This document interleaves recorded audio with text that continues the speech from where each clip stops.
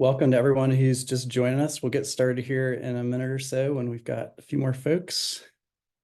Thanks for being here.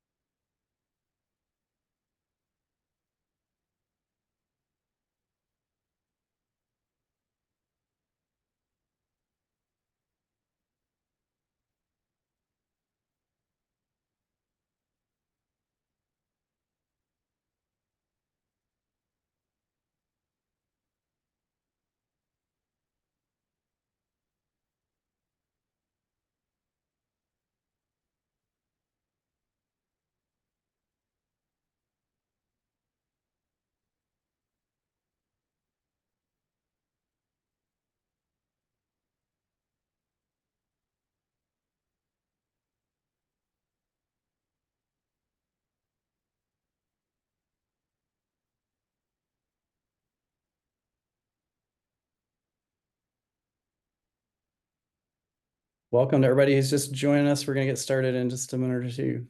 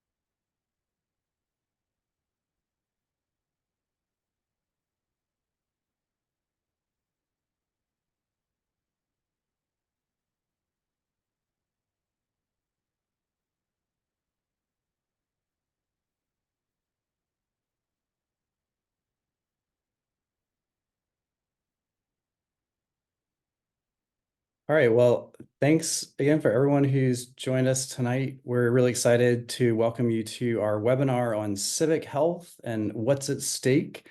I want to do a quick introduction and then invite our other panelists to do the same. Then we'll introduce to you lots of what we have in store for the next several months. So my name is Brian Campbell. I'm the Executive Director at Physicians for Social Responsibility. Have been here about 6 months and excited to have a couple other staff joining me tonight who've been doing a lot of work to help plan and coordinate all this. So Maya, go ahead. Hi all, my name is Maya Horniak. I'm the policy coordinator for the Environment and Health program here at PSR, and I've been at PSR for a year now, so I can pass it to Magritte. Thanks, Maya and Brian. I'm the Magritte coordinator, and I'm the lead organizer and policy coordinator of the nuclear weapons program here at PSR. And I've been here for less time than Brian, almost 2 months. And we're excited to have all of you joining us. We are recording this, so we look forward to sharing it with others and hope you'll do the same. We had lots of people who told us they registered so they could get the recording, even if they couldn't be here tonight as well. So we've had a lot of enthusiasm about this initiative, and we're really excited to introduce it to you. So as I said, I started 6 months ago in November of last year. And it was, really obvious at the time that we were, standing 12 months from a really important moment in our history in terms of electing the next president of the United States. And so we started talking then about what we could do to be engaged and to support all of you who care about a healthy democracy. And so we've worked to help organize some of what we'll introduce tonight. And tonight is really just the beginning of what we hope will be ongoing work that you can be part of for the next 6 months and really beyond. You can go to the next slide, Maya.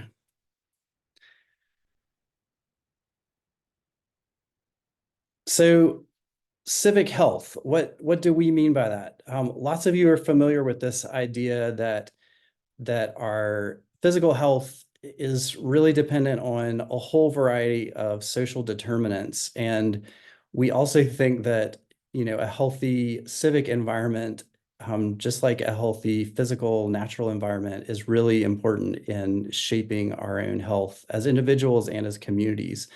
And so we know that all of you care about climate change and nuclear weapons abolition and a whole host of other issues. The only way we can address those effectively is to have a healthy, functioning democracy. And so civic health is really about a whole variety of ways that people together in community can be connected with each other, can influence decisions, can talk about important public issues. And so PSR provides lots of opportunities for that already. We're really founded through groups of people gathering with colleagues to talk about the issues that they care about, and especially to talk about the gravest threats to our health and to our planet. And we continue to have spaces like this where we can gather with each other and share those concerns. We offer ways for you to be involved in shaping public policy. But we also know that elections are a really key moment when we can impact what happens in our country and around the world. And so civic health is about, providing opportunities to you, not as individuals, but really collectively to take action and to help ensure we have a healthy, functioning democracy.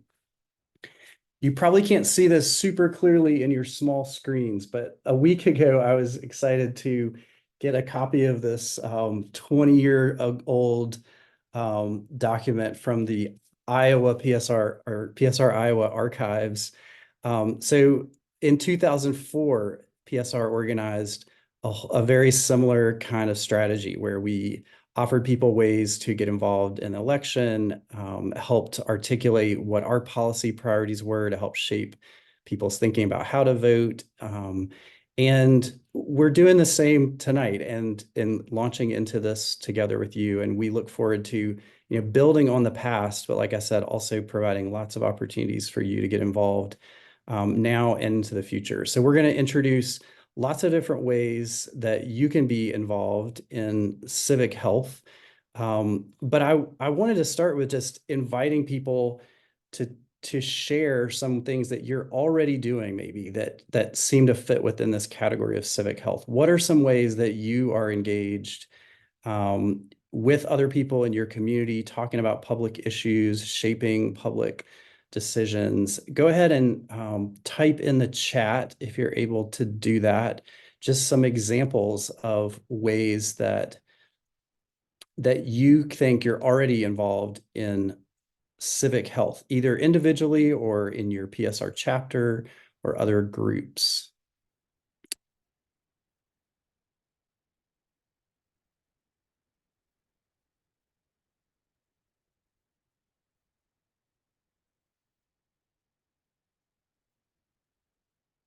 All right, and maybe you can also, it looks like the chat is disabled, so you can even type these in the Q&A section. It looks like that's working great. Thanks, Breck.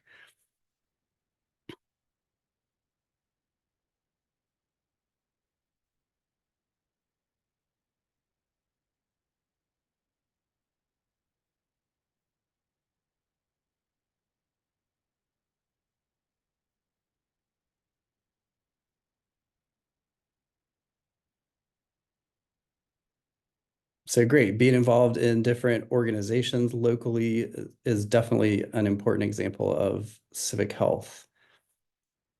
Advocacy, organizing, coalition work, Absolutely. Registering to vote, knowing where and when to vote, things like that.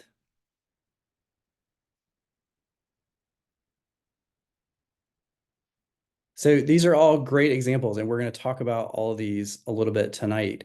And I think it's important to recognize how these really tangible hands-on things like planting and saving trees are connected to involvement in other kinds of policy decisions and political decisions. All right, let's go to the next slide. We want to think with you more about how all of this impacts the issues we care about together at PSR. Definitely. So before we dive into things too deep, I'm glad somebody mentioned just the very basics of elections, making sure you're registered, knowing where to go. Those are arguably the most crucial things to make sure that you actually get out the vote. So maybe some of you have been voting in every election for decades, but others may be voting for the very first time. And regardless of which applies to you, it's important that we all have the most up-to-date information because things change from year to year. Since 2020, a lot of different voting regulations have changed in many states. But this year, we'll have the general election held on Tuesday, November 5th, so just over 6 months away now. Many states have already hosted their primaries ahead of the general election, but about half are still to come later this year. So we'll drop a link in the chat so you can check out those dates to see if you still have a primary election coming up. So when it comes to methods of voting, this will differ depending on state regulations. You'll always have the option to vote in person. In some areas, you may be able to vote early, vote by mail, or take your absentee ballot to a drop box. So we'll put another link in the chat that directs you to vote.org, which can help you sort out exactly how to vote, and then you can connect with your state voting resources to get even more specific. And ballots will also look different for everyone depending on where you live. So we'll focus now on the federal level because things can really vary if we go through state and local races as well. But everyone will be able to vote in the presidential election during the general, as well as for their member of Congress in the House of Representatives. We'll also have 1/3 of the Senate up for re-election, so you might have a vote in that race as well. So next, we're going to talk a little bit about what's at stake generally before we dive into our specific issue areas. So I'm sure it comes as no surprise to everyone here that there's a lot at stake in the 2024 elections. So while the list here is non-exhaustive, each of these areas intersect with our two program areas, environment and health and nuclear weapons abolition. So of course you have voting rights and democracy those are of significant concern to us and make our efforts to register voters and get out the vote that much more important. We also have foreign affairs and our relationships with other countries. Those can be severely altered when we experience changes in leadership. And in tandem with this is, of course, the stability of our national economy and the global economy at large. Equality and equity are always at the forefront of our minds as we are seeing consistent attacks on marginalized groups at varying levels of government, whether it be your local school board or Congress. And I imagine there's quite a few healthcare professionals in the Zoom room tonight, so the integrity of our healthcare system is of the utmost importance to you all. And finally, we're living in a time of intense political polarization. So no matter how the many elections turn out later this year, there's potential for further polarization, but also the opportunity to unify the country around a shared vision for our future. So now we can talk in terms of the environment and health program and just the larger space, what is at stake. So the primary thing at stake is just that, our health. So we've seen a lot of great rules finalized by the EPA, especially just in the past couple of weeks. We've also seen a bunch from different agencies we've worked with, like the Housing and Urban Development Department. So we want to see all of those fairly enacted in the near future because those things don't happen immediately. It does take time. We also have the Inflation Reduction Act that was passed a few years ago now. It's still in the process of being implemented, and it is the largest climate investment in history. So we want to, of course, defend and promote these programs the best we can. And of course, the most glaring concern might be the trajectory we face on climate change. So experts estimate that we may only have 6 years left to reverse course if we continue at our current emissions levels. So that means we need change and we need it very quickly. And of course, to make these changes, we need to see health and science prioritized in policy making. And this is true of agencies and in Congress. And in addition to all of these things, we need to be forward thinking. We have frontline and environmental justice communities that still need significant investments in order to live healthy lives, as we all have a right to. So this should be a top priority for all of us, as well as future generations to come that don't have a say and can't vote right now. So we need to be a voice for the people that don't have a say in the election or the different environmental decisions that are made higher up in our government. And with that, I can pass it to Magritte to talk about the NWA program. Thanks, Maya. And now on the nuclear weapons abolition side of our programs, just like E&H, firstly, what's at stake is our health. We're at risk if we don't act against nuclear weapons right now. They pose an enormous risk to public health, from contamination through their production to the potential of testing or use. At every stage, harmful radiation and waste from these weapons has the potential to endanger and harm the health of Americans. Secondly, our safety is at stake this election. The Bulletin of the Atomic Scientists has placed it at 90 seconds to midnight. This is the closest we have ever been to doomsday, and it's more important than ever in this election to consider how nuclear weapons make us less secure and how we must move towards disarmament to ensure our safety as a country. In the event of a large-scale nuclear war, millions of Americans would likely be killed within the first hour. Nuclear winter could kill 99% of Americans from famine within 2 years. And thirdly, our money. US senators and representatives, they decide the budget. So the Sentinel ICBM intercontinental ballistic missile will reportedly cost us $268 billion over its life cycle. And we're currently funding this despite expert concern over the program. With our total medical debt in the country amounting to $220 billion, what are we sacrificing by prioritizing these weapons that should never be used? Lastly, justice. Right now, we're working to get RECA, the Radiation Exposure Compensation Act, extended and expanded in Congress. This would continue to compensate victims of nuclear testing and give them just some of the support they need. We need to vote for justice for victims of nuclear weapons, in addition to Americans who have been subsidizing these weapons of war and indiscriminate harm through taxes and institutions. Right now, we need nuclear disarmament on the table more than ever to ensure our future security and sustainability. So now, after discussing both on the E&H side and NWA side, the issues on the table at this election, and also before Maya tells us a little bit more about the partnerships we have in this Get Out the Vote effort, we'd like to invite you to share in the chat what's at stake for your community or chapter this year. And I believe the chat should be enabled, so you should be able to easily share those.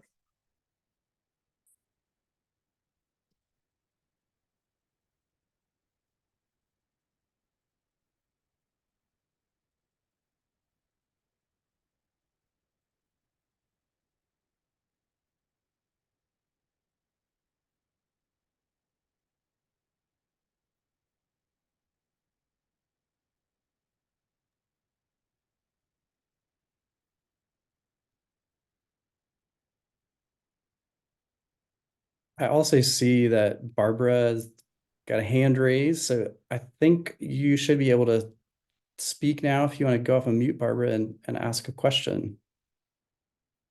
I think I raised my hand by accident, but Okay. maybe I should just say what's at stake in my community, or would you rather if I type it? Yeah, absolutely. Go ahead. And if others want to raise hand and do the same, we could hear a few voices. That'd be lovely. Well, I'm sitting in southwestern Pennsylvania, and I've been hearing both the Arch 2 and the Mach 3 listening sessions about the development of hydrogen hubs. And both of them are going to involve an extensive expansion of fracking, which we know has extreme adverse health effects of many types. Presently, the state of Pennsylvania doesn't even adequately regulate the highly radioactive fracking waste. They even spread it on roads still. And we've just heard a testimony by Senator Muth and other people at the Harrisburg talking about the lack of regulation for the radioactive materials in fracking waste just because it's a gift to the petrochemical industry. But if that same material was at a nuclear waste site, it would be highly regulated and the workers would be much safer. So we have this impending crisis, which has even one more dimension, and that's carbon dioxide pipelines and sequestration. That's a disaster waiting to happen. We need tight regulations at the federal level, even though there's already federal investment in this. This is a false solution. Everything I just mentioned are false solutions for the climate crisis. So we need to have better education about that throughout our state and careful support of legislators, because they may look like they're going to be on the side of the health of the people, like Governor Shapiro looked like he was before he was elected governor. But afterward, he has done absolutely nothing to address the problems that I mentioned. I think that's enough to say. Thank you. Yeah, thank you, Barbara.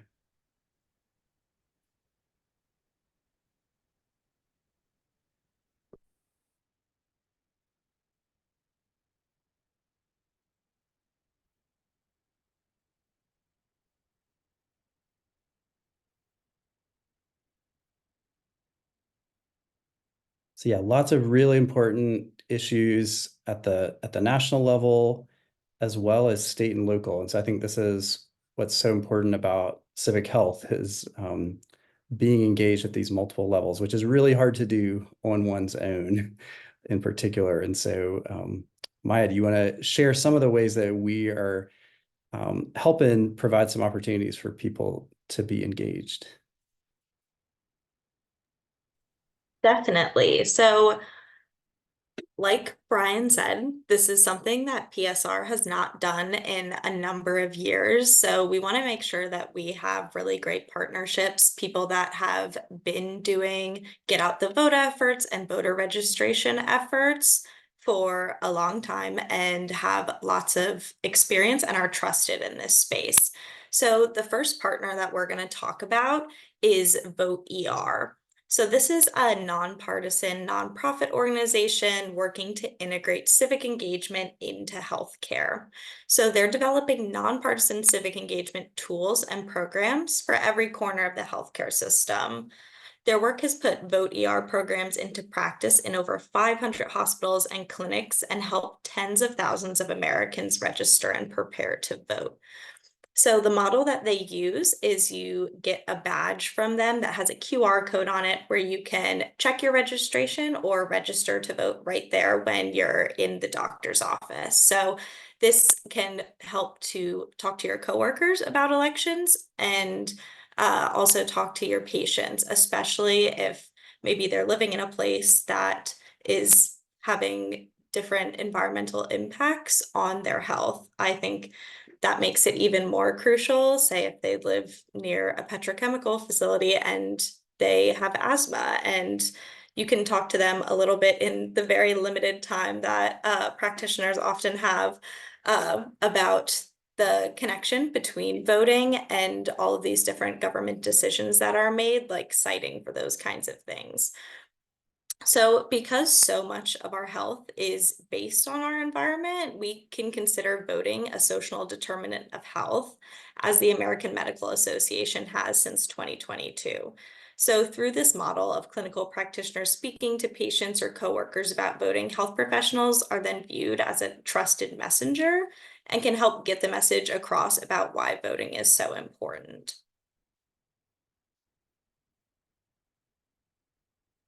There we go.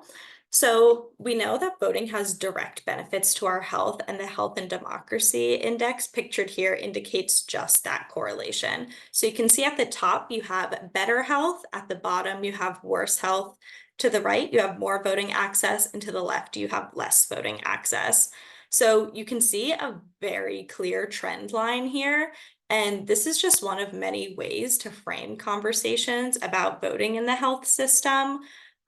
Like I said, with the social determinants of health, it really could not be more glaringly obvious, unfortunately, that there's a correlation there. Of course, it is not a causation in and of itself, but it is definitely a contributing factor. So we want to make sure that people have all they need to vote, because it is different in every state. So if there's a conversation to be had there, I think these are some of the most trusted messengers you can have as healthcare professionals. So if we can take action this way, Vote ER has a whole lot of resources that we can talk more about to help you make these decisions for yourself and talk to your patients, coworkers, and others in your community. So we'll talk about another partnership now. This is with the Environmental Voter Project. So this is a really incredible and highly trusted organization that focuses on facts and data to make sure that they are as effective as possible. So they identify millions of non-voting environmentalists in order to turn them into consistent voters, because the more voters that have these issues as a top priority, the more likely our lawmakers are to act on this. So in many states, unlikely voters are twice as likely to list climate and environment as top priority as your likely voters are. So this is a pretty glaring statistic, because we want to see environmentalists voting, of course. So in 2020, we saw, which was the last presidential election, of course, 8.1 million environmentalists did not vote. And as is the case a lot of times for years where there is not a presidential election, you do have lower turnout. So in 2022, we saw over 13 million self-proclaimed environmentalists that they've collected data on did not vote. So now Environmental Voter Project is targeting registered voters who consider these things a top priority, but are unlikely to vote in the upcoming election.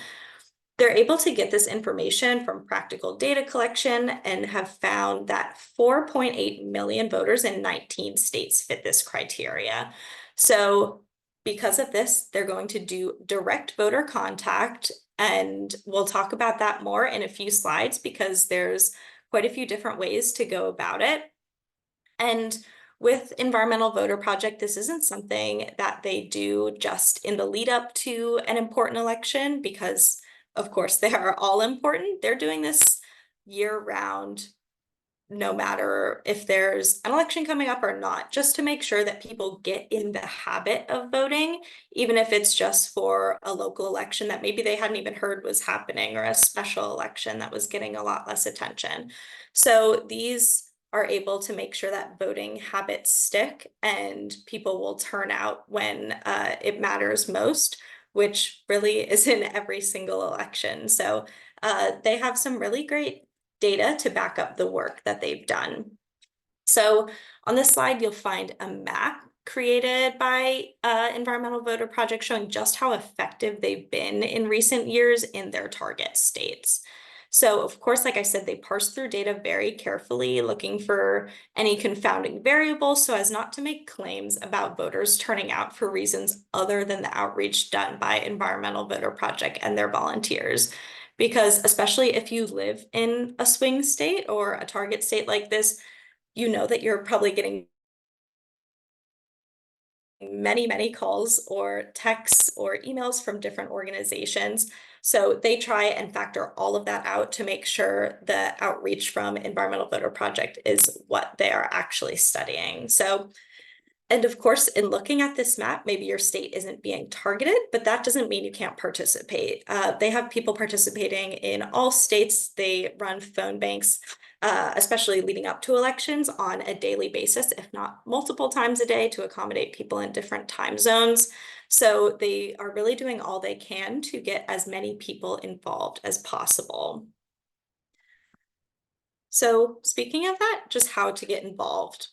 So there's a ton of different forms of engagement, and we just want to find out what makes the most sense to you. Maybe you have limited time, or you aren't comfortable writing really, or you aren't comfortable knocking doors. Maybe you would rather make calls. So of course, all the opportunities we're about to discuss, they're nonpartisan, not specific to any given candidate, and everything we're doing is following 501c3 guidelines because that's what PSR is. So uh, for our own sake, we're happy to help anyone write letters to the editor, which can be about a number of different things. It could be about the connection between voting and your health, or different democracy related issues and how they impact our environment. So we want to make sure that people are reaching out to their local newspapers and getting published. And we have a good track record with that, helping make those connections and making sure that the health perspective is heard, especially as the election gets closer when there's going to be a lot more news coverage on those kinds of things. We're also happy to provide tips for relational organizing. So this kind of organizing is simply just talking to people you already speak to on a regular basis, members of your community, your neighbors, family members, friends, and then encouraging them to vote and or, of course, prioritize health through their vote. So these conversations can come up organically. It's just a matter of doing it more and more. Maybe it's not something you typically talk to your friends or your family about, but there's different tips and tricks to make it easier. So we want to make it as easy as possible to make sure we're getting the largest turnout possible.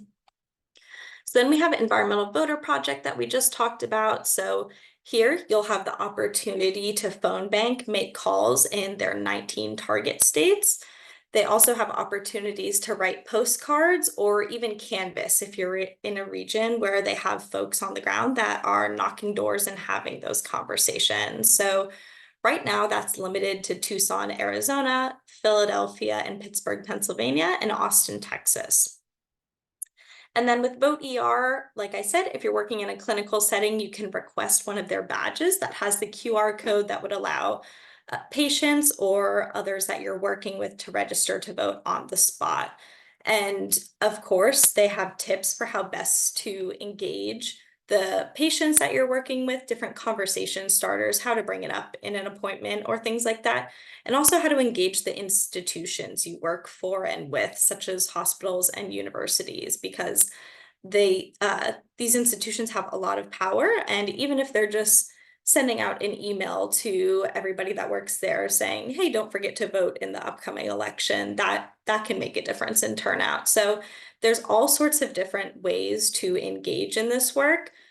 So we're really happy to be working with our partners. And when you're doing volunteer activities with them, we just want them to know who sent you. So we want to, of course, track the progress and achievements of our membership throughout this process. So in the chat, Magritte will be dropping a link to join what we're calling our civic health team. So from there, you can pick which activities you're most interested in, and we'll keep you up to date on how to stay involved between now and November, and probably even beyond November, because we hope that this is work that we can continue doing, not just during presidential election years. So of course, there's all sorts of things to choose from, and if you're not sure yet, you can just click all of them and let us know down the road if maybe you don't want to see the opportunities anymore for writing letters to the editor or something like that, and then we can take you off that list. But we hope that we're able to accommodate as many people as possible. And from there, we'll see if there's anything anyone has any questions about before we get to the next steps regarding the different ways that you're able to get involved. I'm not able to see the chat right now, but if there's anything, feel free to come off mute or drop it in the chat or Q&A.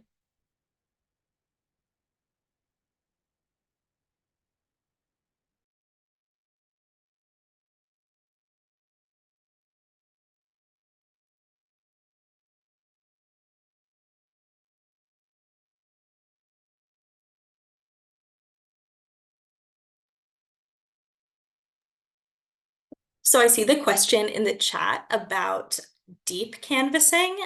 That's something that I have done before my time at PSR, actually. I'm not sure if Environmental Voter Project does that kind of canvassing, but I can definitely check in with them and get a better answer for you. Because I know they're canvassing in those specific areas. I don't have like a script or the talking points that they typically use, but happy to share that kind of information once we have it.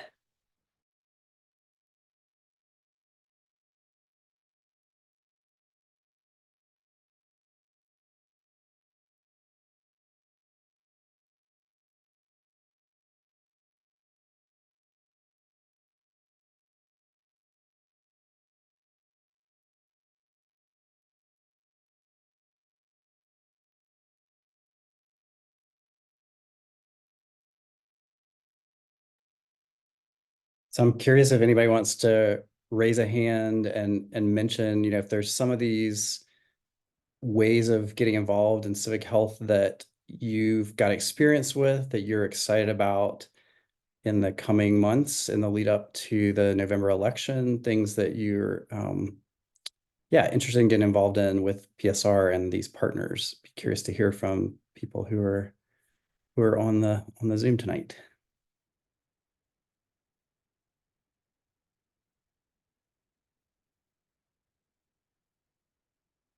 So you should be able to just raise a hand.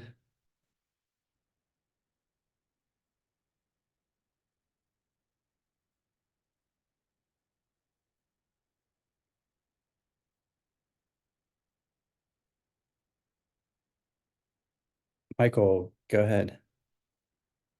Okay, am I unmuted now? Yes.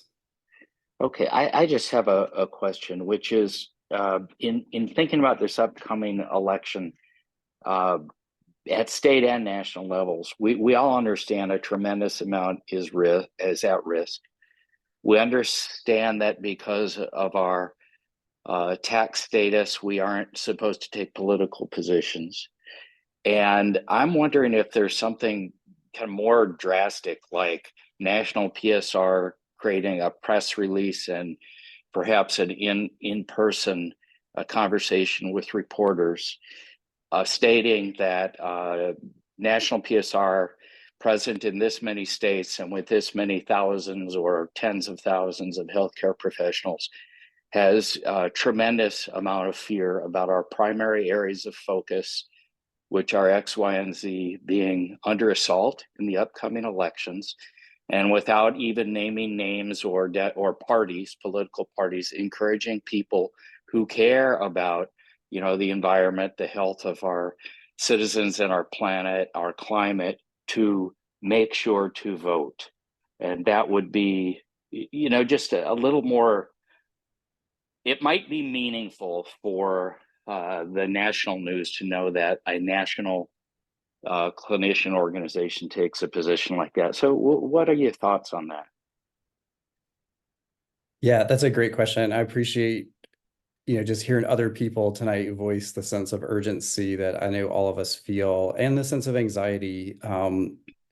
So yes, part of what we are planning to provide in the coming months that Maya mentioned is some tips on things like writing letters to the editors and speaking as members of PSR nationally and PSR chapters.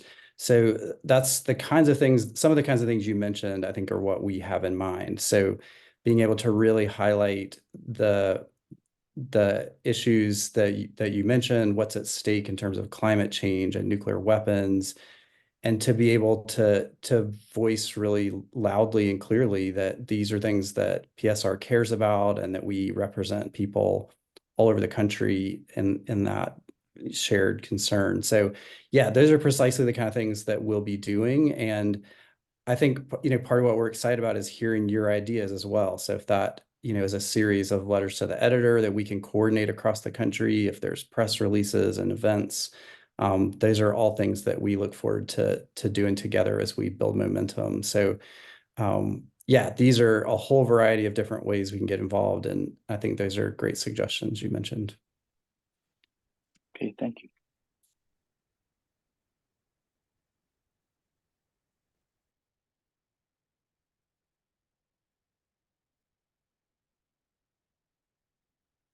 I started answering a question in the chat, but I figure I can just come off mute for Susan's question. So if there are actions specific to nuclear disarmament, so we are going to do specific LTEs that are focused on nuclear disarmament, and then ones that are focused on different issues that we work on in the environment and health program as well. And when working with Environmental Voter Project, of course, you're going to be calling environmentalists, but the script they use when they're talking to people on the phone, or the different things that go into writing a postcard, are not specific to the environment. So they're just focused on getting out the vote and making sure people are going to go and vote. So it's not saying vote for the environment or anything like that. So that is not issue specific. And I wish I wish we had better data on people who were passionate about nuclear weapons abolition that maybe aren't voting. That would be incredible. Unfortunately, I don't think we have that right now. But we know that there is quite a bit of overlap between the issues, which is great. So yeah, it won't be specifically like when you're calling people saying like vote for the environment or things like that. And with Vote ER, that can be any health professional can engage in that in a clinical setting.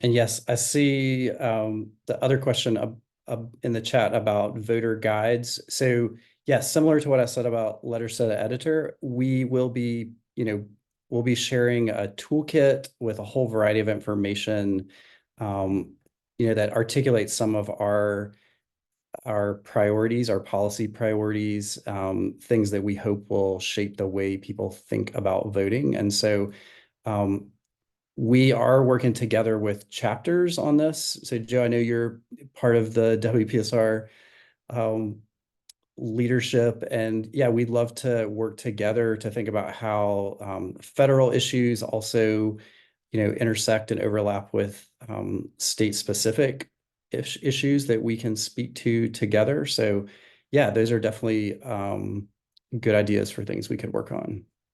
Kelly, I'm gonna unmute you and let you ask a question as well. Awesome, thank you. Can you hear me? Yes. So I'm so grateful for this, and I've just been thinking, oh gosh, like it's getting close, and I do not want to have a 2016. And I'm sure many people are thinking similarly.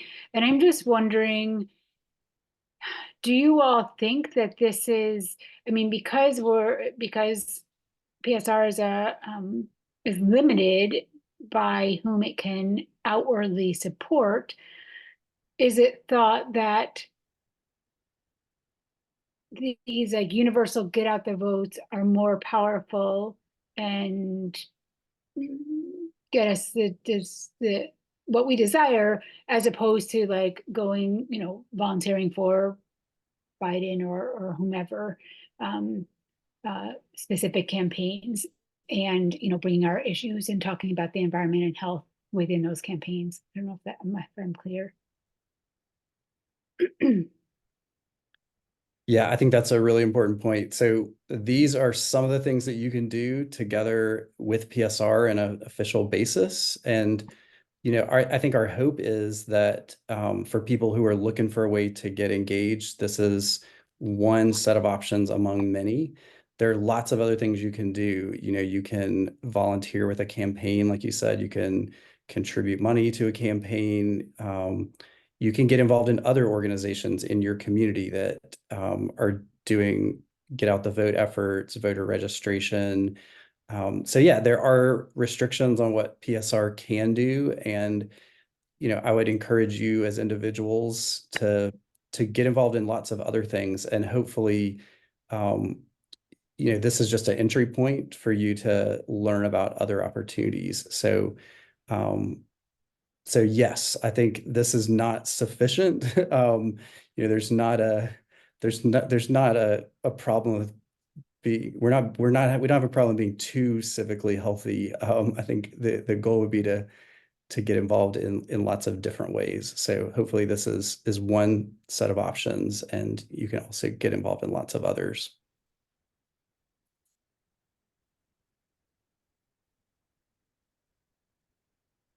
Thank you.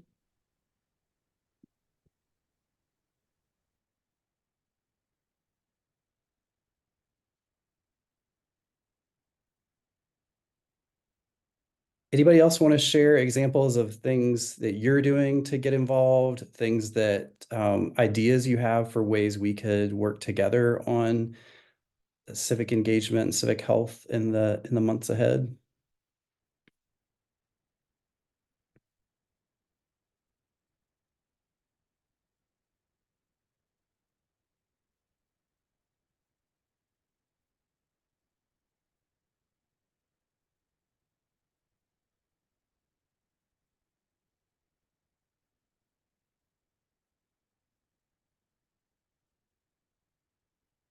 Maya, Magritte, anything else you want to add before we close out tonight?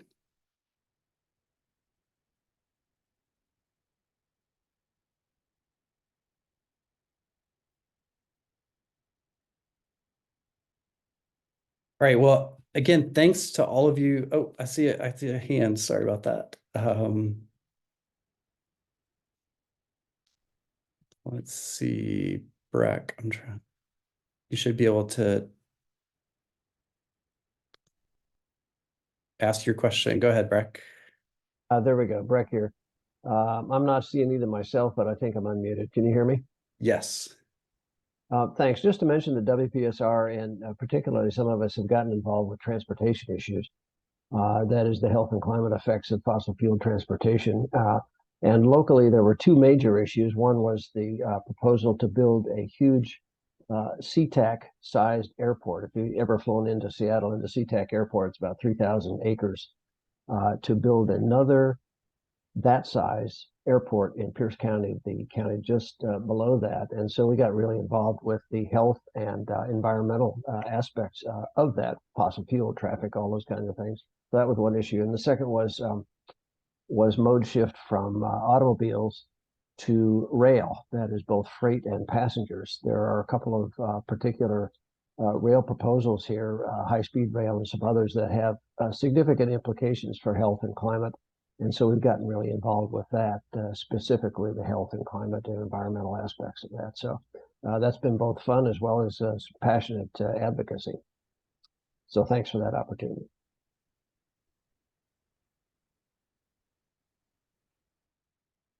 Yeah, thanks for sharing that. That's really exciting.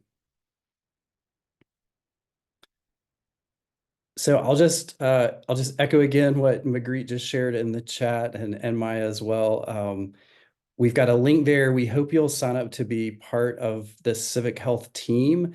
And, really, this is something that you don't need to be a PSR member or a health professional to be part of this. If this is something that, comes up in conversation, as Maya said, with people who are already in your network, invite them to join with you. Try phone banking together.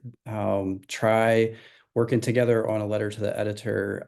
We hope this is something that helps you feel like you have ways of being engaged at a time when lots of us feel the urgency and anxiety around, the big decisions that lie ahead for our country. And so we hope this is one way among many that you can get involved. So we'll be sending out an email to everybody who registered for the webinar. Please share that widely.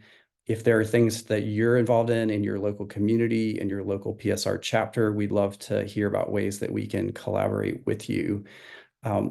This is the beginning of what we hope will be a long-term initiative for PSR. So we'll be sharing, in addition to the email and the links tonight, we have a toolkit that includes some of the resources we described. once you click the link, we'll follow up with you with specific invitations to get trained on phone banking and letter writing, to get information about getting the badge that you can wear with Vote ER, voter registration links. So lots more to come, but we really appreciate you being part of this. Last week on Earth Day, I was part of a panel, an event with PSR Iowa. I live in Des Moines, and we in Iowa have the privilege of being able to spend lots and lots of time with presidential candidates. It's sometimes also a burden on our airways and our, all the ads we get and all the events happening all around us. But people here take civic engagement really seriously. And, we also know, and I reiterated this last week on Earth Day at this event, sometimes people wonder, with these massive challenges we face with existential threats like nuclear weapons and climate change, what in the world can any individual do that feels sufficient to this kind of challenge? And I often remind people of what Bill McKibben says to that question, that the most important thing you can do as an individual is not act like an individual, but to really come together with other people through groups like PSR to take action together. And so that's what Civic Health is all about. We're excited that you are interested in being part of that work with us. And we look forward to developing this together in the months ahead so we can really have an impact on the health of our democracy and our planet. And so thanks for being here. Please be in touch with us if you have further questions or ideas. There's lots to do in the months ahead. So it's great to be doing that together with all of you. Thanks.